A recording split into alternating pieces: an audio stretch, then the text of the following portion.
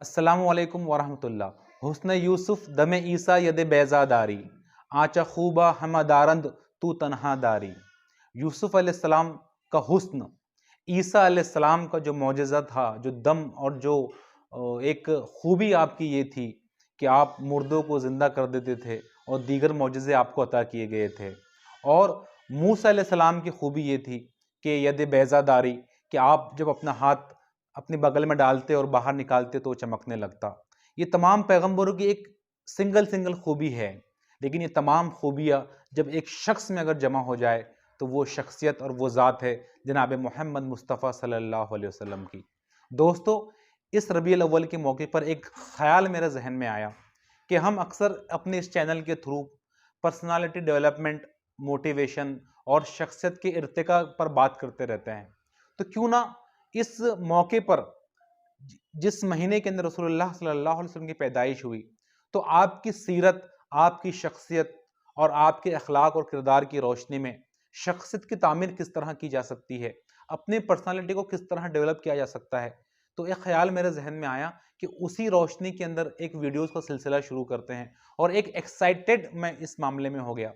हालांकि एक बड़ा प्रोजेक्ट है कि रोज़ाना मतलब मुताला करके और तैयारी करके एक वीडियो बनाना है, उसकी एडिटिंग करना है, उसको अपलोड करना है, लेकिन एक एक्साइटमेंट था, एक जोश था। तो अल्लाह के भरोसे पर मैंने इस प्रोजेक्ट का आगाज़ किया। मैं उम्मीद करता हूँ कि अल्लाह तबारक व तआला इसके अंदर मुझे कामयाबी देगा, और आप सब लोगों को ये तमाम जो वीडियोज़ आएगी, इन तमाम मुख्तलिफ पहलू पर अल्लाह के नबी सल्लल्लाहु अलैहि वसल्लम की ज़िंदगी के, इंशाअल्लाह आपको पसंद आएगी। दोस्तों, उन तमाम टॉपिक्स पर बात शुरू करने से पहले मैं एक बुनियादी बात जो आज की इस वीडियो में कहना चाहता हूँ कि अल्लाह के नबी की ज़िंदगी में हमारे लिए उसवा क्यों हैं। आपकी ज़िंदगी हमारे लिए एक रोल मॉडल और कंप्लीट रोल मॉडल क्यों है। आपकी ज़िंदगी एक कामिल नमूना हमारे लिए कैसे हो सकती है, उस पर कुछ इल्मी बातें आपके सामने रखने की कोशिश करूंगा। इसके लिए थोड़ा गौर और तवज्जो के साथ आपको इस वीडियो को सुनना पड़ेगा। दोस्तों, उलमा और मुफक्किरीन ने जो बातें लिखी है कि किसी शख्स की ज़िंदगी और उसकी सीरत पूरे इंसानियत के लिए कामिल और कंप्लीट नमूना और रोल मॉडल उसी वक्त हो सकती है जब उसके अंदर कम से कम 4 सिफात हों, 4 खूबियां उस शख्स की ज़िंदगी के अंदर हो। सबसे पहली खूबी और सिफत उसके अंदर ये होनी चाहिए कि उसकी सीरत, उसकी पूरी ज़िंदगी, उसकी पूरी शख्सियत की डिटेल्स और तफसीलात तारीख़ी तौर पर महफूज होना चाहिए। ऑथेंटिक सोर्स ऑफ इंफॉर्मेशन के ज़रिए वो मतलब तारीख़ की किताबों के अंदर महफूज रहनी चाहिए। उसमें किसी किस्म की शक और शुबे की गुंजाइश नहीं होनी चाहिए। वो भरोसे के काबिल होनी चाहिए। और दूसरी सिफत ये उस शख्स के अंदर होनी चाहिए कि उसका पैगाम और उसका मैसेज और उसकी दावत वो पूरे इंसानियत के लिए होना चाहिए। वो किसी एक खास इलाके के लिए और किसी एक खास लोगों के लिए नहीं होना चाहिए। ये उसकी दूसरी सिफत होनी चाहिए। उस शख्स की और ऐसी शख्सियत जो मुकम्मल नमूना जिसके लिए, पूरे इंसानों के लिए जिसके अंदर होना है। उसकी तीसरी खूबी ये होनी चाहिए कि उसकी शख्सियत में ज़िंदगी के तमाम गोशें, ज़िंदगी के तमाम पहलुओं पर और ज़िंदगी के तमाम मामलात पर रहनुमाई होनी चाहिए। ऐसा नहीं होना चाहिए कि एक मामले में या किसी एक दो मामलात में उसकी ज़िंदगी में और उसकी शख्सियत और ज़ात में इंसानों के लिए कोई रहनुमाई मौजूद नहीं है। और चौथी खूबी उस शख्स के अंदर ये होनी चाहिए कि उस शख्स की, उसका जो मैसेज है, उस शख्स के बयान कुर्दा जो उसूल हैं, वो काबिले इत्तिबा होनी चाहिए। यानी उसकी पैरवी करना और उसकी इत्तिबा करना, उसको फॉलो करना, वो इंसानी ताकत के बाहर नहीं होने चाहिए। दोस्तों, इन 4 खूबियों की रोशनी में जब हम पूरी इंसानी तारीख का मुताला करते हैं, तमाम मज़ाहिब की बड़े-बड़े पेशवाओं को भी इसके अंदर शामिल कर लेते हैं, तो पूरी तारीख इस बात पर गवाह है कि सिर्फ एक शख्स ऐसा है, सिर्फ एक ज़ात ऐसी है जो इन चारों पैमानों के ऊपर 101% मुकम्मल उतरती है, और वो ज़ात है और वो शख्सियत है जनाब मोहम्मद मुस्तफ़ा सल्लल्लाहु अलैहि वसल्लम की। सबसे पहली सिफत पर आप गौर करें कि उसकी सीरत और उसकी ज़ात और शख्सियत की तफसीलात तारीख़ी तौर पर महफूज होनी चाहिए। दोस्तों, अल्लाह के नबी की ज़िंदगी जो हम तक पहुँची है, उसके 2 सोर्सेस हैं, 2 ज़राए हैं। पहला है कुरान और दूसरा है हदीस। कुरान के बारे में ये बात बिल्कुल पूरी दुनिया के लोग इस बात को कबूल करते हैं कि इसके अंदर एक लफ्ज़ और एक ज़ेर ज़बर का चेंज आज तक किसी ने जो है मतलब उसको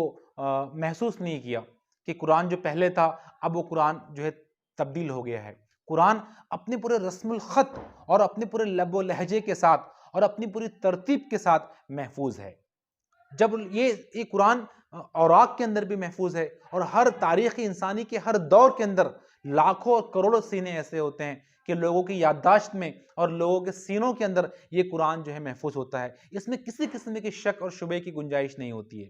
دوسرا جو ہے حدیث کا سورس ہے. آپ جانتے ہیں کہ اللہ کے نبی نے جو کچھ باتیں کہی ہے، جو کچھ آپ کے زبان سے جو کچھ واعظ اور نصیحتیں نکلی ہے، اسے حدیث کہتے ہیں. ہم جانتے ہیں کہ اللہ کے نبی صلی اللہ علیہ وسلم کے زندگی کے مطلب آپ کے انتقال کے ہونے کے 100 سال کے اندر اندر حدیثوں کے بڑے بڑے ذخیرے تیار ہو گئے تھے. اور یہ ایک ایسا علم ہے کہ آپ جانتے ہیں کہ اللہ کے نبی سے جس شخص نے حدیث سنی، پھر اس نے وہ حدیث کسی اور کو سنائی، پھر اس نے کسی اور کو سنائی، اس طرح یہ حدیثوں کے سننے اور سنانے کا سلسلہ چلتا رہا. تو جتنے اشخاص اس پورے چین کے اندر رہے ہیں، ان تمام افراد کی تفصیلات یہ اسلامی جو علوم ہیں اس کے اندر محفوظ ہے.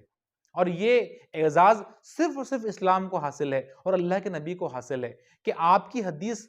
آگے تک پہنچانے کے اندر جتنے لوگ شامل ہوئے ہیں، جتنے راوی گزرے ہیں، ان تمام راویوں کی تفصیلات، ان کی پوری زندگی، ان کی شخصیت کی خوبیاں اور خامیاں تاریخ کے اندر محفوظ ہیں.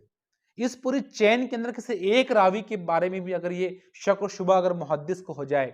کہ وہ صحیح نہیں تھا، یا اس کی شخصیت میں تھوڑا سا مطلب شک و شبے کی گنجائش ہے، یا وہ سچا آدمی نہیں تھا، تو اس حدیث کو آتھینٹک نہیں مانا جاتا ہے. تو اتنے آتھینٹک سورس آف انفارمیشن کے ذریعے اللہ کے نبی صلی اللہ علیہ وسلم کی سیرت ہم تک پہنچی ہے، تو اس کے اندر کسی قسم کی شک و شبے کی گنجائش نہیں ہو سکتی. دوسری صفت جو کسی شخص کے کامل اور کمپلیٹ رول ماڈل بننے کے لیے ضروری ہے، وہ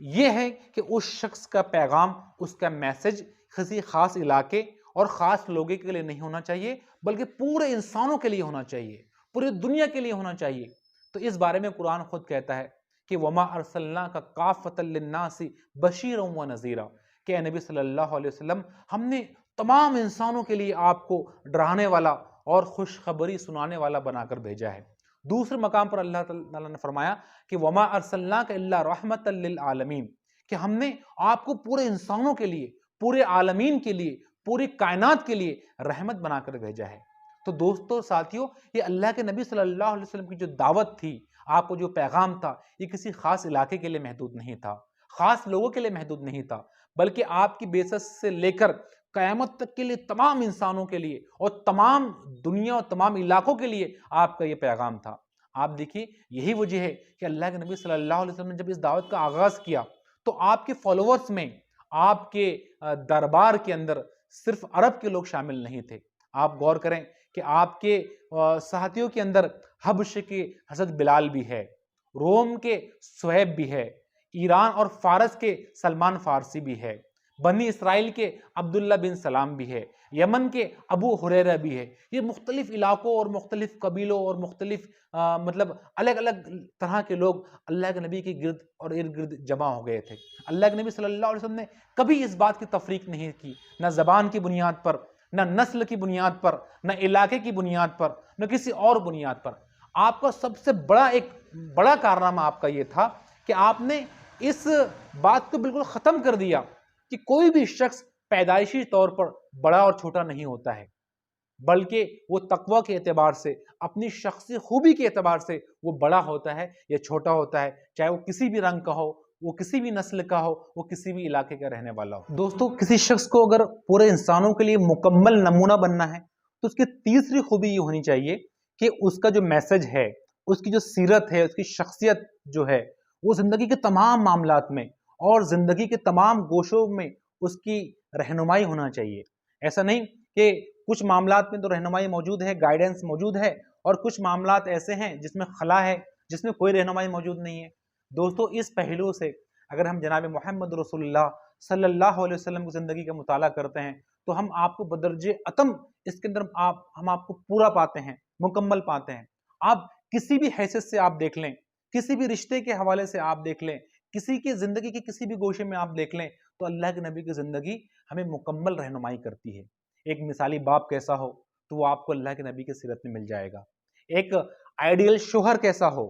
ایک آئیڈیل بیٹا کیسے ہو، ایک مثالی شہری کیسے ہوتا ہے، ایک اچھا دوست کیسے ہوتا ہے، ایک اچھا رشتہ دار کیسے ہوتا ہے، یہ تمام رشتوں کے تمام پہلوؤں اور تمام باریکیوں کے حوالے سے اللہ کے نبی کی زندگی اگر آپ جانچیں گے تو آپ اللہ کے نبی کو مکمل پائیں گے. ایک سپہ سالار کیسے ہوتا ہے, ایک فوجی کیسے ہوتا ہے, ایک سپاہی کیسے ہوتا ہے, اس حوالے سے بھی اللہ کے نبی کو آپ دیکھیں گے تو آپ کو مکمل پائیں گے. جب صلح ہو, جب ہم کسی سے صلح کریں تو ہمارے لیے کیا نمونہ ہو, جب ہم ایز اے فاتح کسی کو ہم فتح کر لیں, دشمنوں کو ہم زیر کر لیں, تو اس وقت ہمارا کیا رویہ ہونا چاہیے. اگر ہمیں شکست سے دوچار ہونا پڑے تو اس وقت ہمارا کیا ری ایکشن ہونا چاہیے. جب ہم پریشان ہوں, مصائب کا شکار ہو, آزمائشوں کو شکار ہو, تو پھر ہمارا اس وقت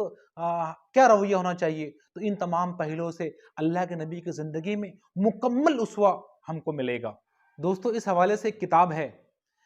محمد صلی اللہ علیہ وسلم پیغمبر عہد رواں. انہوں نے اس معاملے میں بہت ہی خوبصورت الفاظوں کا استعمال کیا ہے. وہ کہتے ہیں کوئی اگر دولت مند ہے تو وہ مکہ کے تاجر کو دیکھ لے, کوئی اگر قسم پرسی اور غریبی کا اگر شکار ہے تو وہ طائف کے قیدی کو دیکھ لے, اگر بادشاہ ہو تو سلطان عرب کا حال پڑھو, اگر رعایا ہو تو قریش کے محکوم کو ایک نظر دیکھو, اگر فاتح ہو تو بدر و حنین کے سپہ سالار پر نظر دوڑاؤ, اگر تم نے شکست کھائی ہے تو میرے کے عہد سے عبرت حاصل کرو, استاد اور معلم ہو تو صفہ کی درسگاہ کے معلم مقدس کو دیکھو, اگر شاگرد ہو تو روح الامین کے سامنے بیٹھنے والے پر نظر جماؤ, اگر واعظ اور ناصح ہو تو مسجد مدینہ کے ممبر پر کھڑے ہونے والے کی باتیں سنو, اگر تنہائی اور بے کسی کے عالم میں حق کی منادی کا فرض انجام دینا چاہتے ہو تو مکہ کے بے یار و مددگار نبی کا اسوہ حسنہ تمہارے سامنے ہے, اگر حق کی نصرت کے بعد اپنے دشمنوں کو زیر اور مخالف و کمزور بنا چکے ہو تو فاتح مکہ کا نظارہ کرو,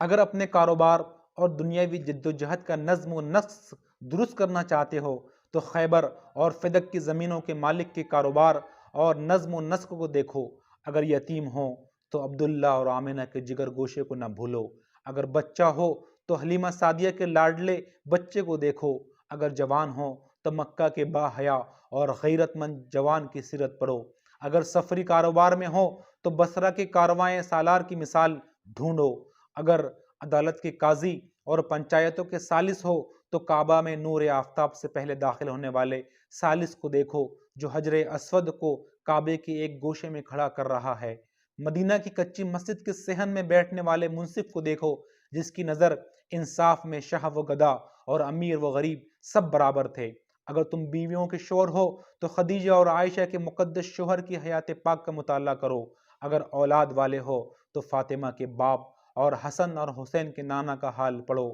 غرض تم جو کوئی بھی ہو اور کسی حال میں بھی ہو رسول اللہ کی زندگی تمہارے لیے بہترین نمونہ ہے. دوستوں, یہ تیسری صفت تھی جس میں نے آپ کو یہ بیان کرنے کی کوشش کی کہ اللہ کے نبی تمام گوشوں اور تمام پہلوؤں سے ہمارے لیے نمونہ ہیں. چوتھی صفت یہ ہے کہ جس کو پورے انسانوں کے لیے مکمل نمونہ بننا ہے تو اس کی پیروی کرنا, اس کو فالو کرنا ہماری طاقت کے باہر نہ ہو, وہ ہم جیسا کوئی انسان ہو. آپ دیکھیں کہ جو نبی ہوتا ہے وہ کوئی فرشتہ نہیں ہوتا ہے, یا نعوذ باللہ وہ کسی دیوتا کا اوتار نہیں ہوتا ہے, بلکہ اور وہ ایک عام ہم جیسا ایک انسان ہوتا ہے. اگر نبی ایسا کوئی مافوق الفطری کوئی ذات ہوتی کہ جس کو انسانی ضرورتیں پیش نہ آتی ہو, جسے انسانی مسائل کا سامنا نہ کرنا پڑتا ہو, تو ایسا شخص انسانوں کے لیے کیسے نمونہ ہو سکتا ہے. انسانوں کے پاس تو جواز ہو سکتا تھا کہ بھی ہم تو انسان ہیں اور جس نبی کو ہمیں فالو کرنا ہے وہ انسان نہیں ہے, اس کی عادات بڑی عجیب ہیں, اس کی طاقت بڑی عجیب ہے, تو ہم اس کو کیسے فالو کر سکتے ہیں.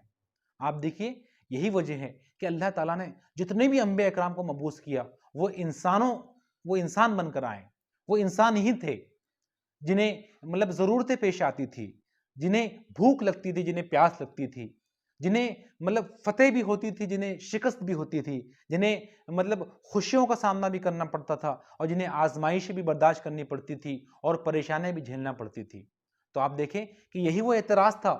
جو وہ کفار اور مشرکین اللہ کے نبی پر کرتے تھے کہ مالی حسن رسول, کیسا ہے یہ رسول, یاکل الطعام و یمشی فی الاسواق, کہ جو کھانا بھی کھاتا ہے اور بازاروں میں گھومتا ہے. تو دوستو, جب اس پہلو سے ہم اللہ کے نبی کی زندگی کا مطالعہ کرتے ہیں تو اللہ کے نبی صلی اللہ علیہ وسلم ایک انسان تھے تمام ضرورتیں آپ کو پیش آتی تھی جو انسانوں کو پیش آتی تھی، تمام مسائل کا آپ کو سامنا کرنا پڑتا تھا جو دیگر انسانوں کو کرنا پڑتا ہے۔ تو اللہ کے نبی کی زندگی اس حوالے سے بھی ہمارے لیے مکمل اسوہ ہے کہ آپ کی پیروی کرنا، آپ کو فالو کرنا، یہ ہماری طاقت کے باہر نہیں ہے، یہ ہماری کیپیسٹی کے باہر نہیں ہے۔ تو یہ 4 اہم نکات میں نے آپ لوگوں کے سامنے پیش کیے، امید ہے کہ آپ کو سمجھ آ گئے ہوں گے۔ تو ہم اب اگلے جتنے ویڈیوز ہمارے آئیں گے تو اس اصول اور اس بنیادی باتوں کو اگر ہمارے ذہن میں رہیں گے تو انشاءاللہ ان چیزوں کو سمجھنا اور اس پر عمل کرنا ہمارے لیے آسان ہوگا۔ اللہ کے نبی کی زندگی ایک کھلی کتاب کی مانند ہمارے سامنے ہے۔ اللہ کے نبی کی تمام زندگی کے تمام گوشے ہمیں حدیث کی کتابوں کے اندر اور سیرت کی کتابوں کے اندر ملتے ہیں۔ ایون وہ پہلو جو عام طور پر ایک کسی انسان کے لیے پرائیویٹ ہوتے ہیں، وہ پہلو بھی اللہ کی مشیت اور اللہ کی حکمت کے تحت وہ تمام پہلو بھی ہمارے لیے اتباع کرنے کے لیے اور پیروی کرنے کے لیے پورے مسلمانوں اور پورے انسانوں کے سامنے ہیں۔ تو میں انشاءاللہ اسی تمام پہلوؤں کی روشنی میں اور انہی تمام تفصیلات کی روشنی میں ہم کیسے اپنی شخصیت کو پروان چڑھا سکتے ہیں، میں ان باتوں کو پیش کرنے کی کوشش کروں گا۔ جزاک اللہ، شکریہ۔